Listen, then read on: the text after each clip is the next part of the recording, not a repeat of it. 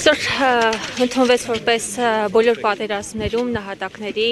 հիշատակի օր, կխնդրեմ նշեք ինչքանով է այն ձեզ համար ընդունելի եւ նաեւ այսօր այստեղ է կարծում եմ ընդունելի է եւ նաեւ նշենք, որ Հայաստանի գերատեսչություններից տարբեր գերատեսչություններից ներկայացել են եռաբլուր, սակայն կարծես թե խուսափել են Արցախի կանչը կոթողի առջև ծաղիկներ խոնարել։ Անկեղծ ասած չեմ նկատել նման բան, դա իրանց խնդիրն է, երևի բարդույթներ է։ Իրականում այսօր շատ կարևոր օր է, շատ կուզեի նման օր ընդհանրապես մեր պատմությունը մեջ չլիներ, բայց այսօր բոլորս պետք է ոգեկոչենք մեր անմահացած հերոսներին,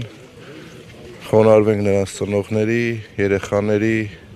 կանանց, եղբայրների, քույրերի առջև։ Նրանք իրենց ամենաթանկը տվել են ամենաթանկին, տվել են հայրենիքին, տվել են, որպեսզի մենք կարողանանք այսօր ապրենք եւ գոյատևենք։ Խոնարհումս բոլոր նահատակված հերոսներին, իսկ մնացածը, չգիտեմ, այսօր այն օրը չի, որ պետքա այլ գնահատականներ տանք։ Կարծում եմ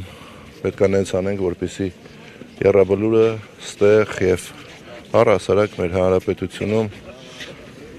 նոր զոհեր չլինեն։ Նոր զոհեր չլինեն եւ մենք կարողանանք ապրել եւ գոյատևել, զարգանալ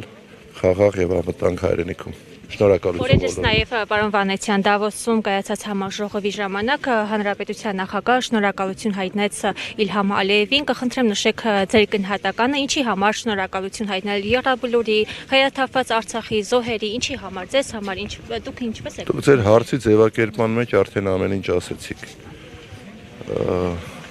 Գիտեք, անհասկանալի է այս մարդկանց, միգուցե մարդել պետք չի իրենց ասել, պահվածքը եւ մոտեցումը,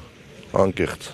Ցավում եմ, որ նման իրավիճակ ունենք, բայց հուսով եմ, որ առաջիկայում այդ ամբողջը կշտկվի։ Լավ եղեք։ Պարոն Վանեցյան, եթե կարելի է